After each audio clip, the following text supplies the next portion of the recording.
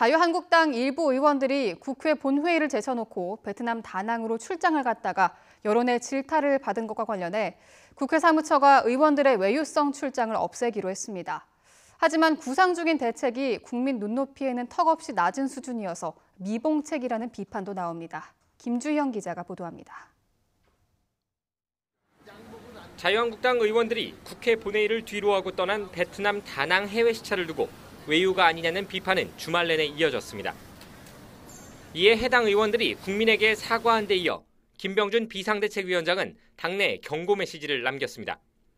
당 지지율이 반등하는 상황에서 느슨한 분위기가 나타나고 있다며 사실상 반성해야 한다고 지적한 겁니다. 국회 내에서나 아니면 정치권 안에서 거의 관행화되다시피 한 것들 중에 국민 눈높이에 맞지 않는 것들이 상당히 많을 것 같습니다. 그래서 그런 부분들이 얼마나 많은지 한번 파악해 보라고 할 작정입니다. 비판의 목소리가 높아지자 일본으로 떠났던 국회 운영위원회 소속 더불어민주당 의원들도 온천 체험과 오사카성 관람 일정을 취소했습니다. 국회 사무처도 대책 마련에 나섰습니다. 사무처는 국회의원의 해외 시차를 체계적으로 관리하고자 관련 규정을 개정했고 곧바로 시행하기로 했습니다. 핵심은 사전에 외교 전문가로 구성된 의회 외교 활동 자문위원회의 자문을 거쳐 해외 시찰의 적절성을 따지겠다는 겁니다.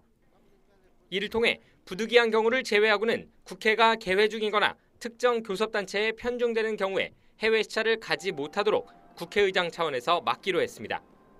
또 해외 시찰을 다녀온 뒤에는 주요 일정과 소요 예산까지 넣은 활동 결과 보고서를 받은 뒤 일반 대중에 공개하도록 규정했습니다. 이처럼 개선된 대책을 내놨지만 국회의장이 의원들의 시찰을 실제 거부할 수 있을지 의문인데다 엄격한 사후 보고도 강제력이 없어 실효성이 떨어진다는 비판이 나오고 있습니다. 국회 관계자는 국민과 언론의 모든 사항을 공개하기로 한 만큼 의원들이 스스로 압박을 느끼지 않겠느냐고 설명했습니다. 지방의원들 같은 경우는 외유성 해외 출장 문제가 문제되면서 여러 지방의회에서 사전에 민간인들이 참여해서 시민들이 참여해서 심사를 하도록 하는 제도를 도입했는데 국회 같은 경우는 더더욱 그런 제도를 좀 도입해야 된다고 생각합니다. 국회의원의 외유성 출장을 막아야 한다는 비판과 국회 차원의 대책은 사실상 해마다 이어져 왔습니다.